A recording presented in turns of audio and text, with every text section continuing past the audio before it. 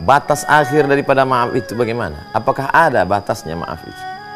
Al-Umari meriwayatkan, ketika Imam Malik bin Anas, salah seorang imam mazhab, gurunya Imam Syafi'i, imamnya kota Al-Madinah Al-Munawwarah, meninggal tahun 1179 Hijriah. Makamnya di Baqi di samping Masjid Nabawi. Rahimahullah, Allah senantiasa mencurahkan rahmat untuk Imam Malik bin Anas. Suatu ketika Imam Malik dipukul karena suatu kasus, na'udzubillah. Lalu kemudian apa yang terjadi? Imam Malik pingsan. Dan ketika dia sadar, dia berkata, aku bersaksi la ilaha illallah Muhammadur Rasulullah, bahwa orang yang memukulku itu tidak bersalah. Dia bersalah, wahai imam. Tidak, aku memaafkan segala silap dan salah. Lalu kemudian jamaah datang mengunjungi Imam Malik bin Anas. Mereka ingin bertanya lagi, bagaimana dengan orang yang memukulmu itu, hai Imam Malik? Mereka tidak bersalah. Sudah engkau maafkan mereka? Aku sudah maafkan segala silap salah. Kenapa bisa begitu, hai Imam Malik? Imam Malik tersenyum, aku malu ketika nanti aku masuk ke dalam surga, berjumpa dengan Nabi Muhammad sallallahu alaihi wasallam. Lalu apa yang terjadi? Dalam keadaan pertemuan dengan Nabi dengan penuh kebahagiaan itu, ternyata ada orang masuk neraka karena aku. Mereka masuk neraka disebabkan aku. Masya Allah, sampai ke tingkat itu pemahaman Imam Malik.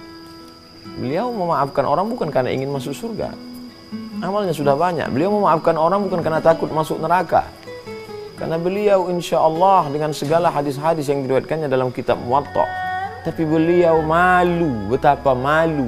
Al-haya'u syu'batu minal iman. Malu adalah bagian daripada iman. Bukan malu karena mencuri, bukan malu karena sesuatu, tapi malu nanti ketika akan bertemu dengan Rasulullah sallallahu alaihi wasallam, saat menatap Nabi besar Muhammad sallallahu alaihi wasallam dalam keadaan terjaga yaqظah, dan pada saat itu ada orang yang masuk neraka disebabkan oleh kita. Oleh sebab itu dilepaskannya. Kata Imam Malik bin Anas, aku bukan orang pertama yang mengalami ini. Ada seorang ulama besar bernama Muhammad bin Al-Munkadir. Beliau juga pernah dipukul, teraniaya, sama seperti yang aku alami. Imam Rabi'ah ibn al-Musayyab juga pernah mengalami yang sama, juga dipukul sama seperti aku. Sama. Tidak ada kebaikan bagi orang yang tidak pernah tersakiti dalam perkara ini. Tidak pernah ada kebaikan bagi seseorang yang tidak pernah tersakiti dalam perkara ini. Dalam dakwah ini, dalam amar ma'ruf nahi munkar, dalam mengajak orang berbuat baik, dalam menunjukkan yang hak itu hak, yang batil itu batil, tidak pernah ada kebaikan bagi orang itu kalau dia tidak pernah tersakiti.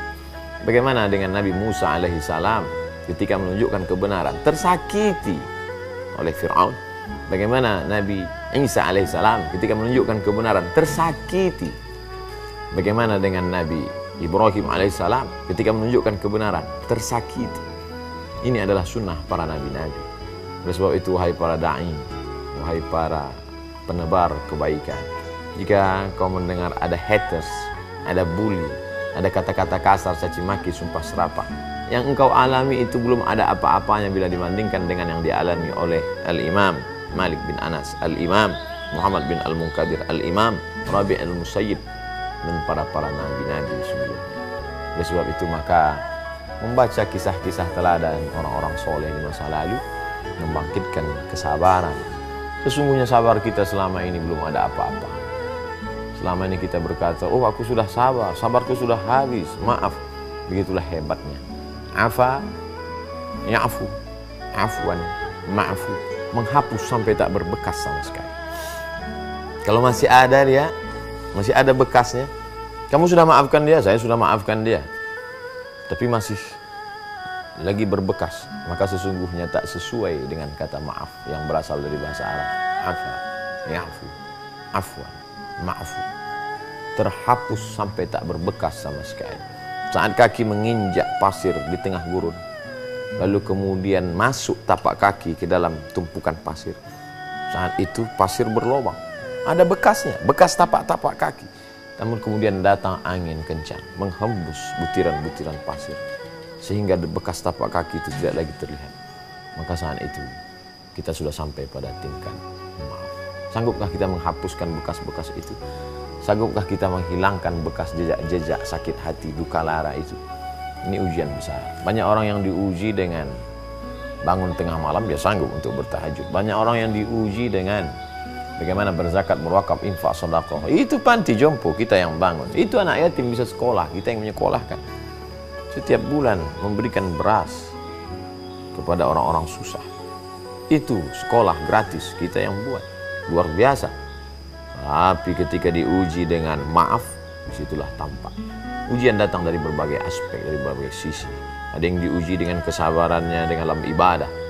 Ada yang diuji dalam kesabarannya berinfak, berzakat, berwakaf, dan bersedekah. Ada pula yang diuji dengan maafnya. Mari kita merenung sejenak dalam waktu yang singkat dan pendek.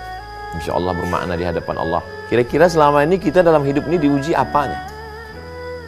Oh, saya nampaknya diuji dengan sholat saya. Alhamdulillah, mari kita lawan. Yang malas sholat, bangkitkan semangat sholat. Kamu diuji dengan apanya?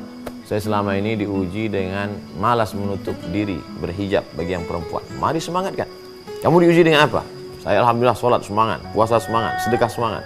Apa? Masalah maaf. Oh, kita sudah tahu titik celah kelemahan kita. Kenali diri baik, beramal baik, berniat baik, berdoa baik. Allah akan berikan kebaikan-kebaikan. Apapun yang terjadi pada dirimu, sesungguhnya itu pernah terjadi pada ulama-ulama, para nabi sebelummu. Mari ikuti jejak langkah mereka. Sukses selalu dalam kehidupan. Allah selalu berikan keberkahan. Terima kasih. Wassalamualaikum warahmatullahi wabarakatuh.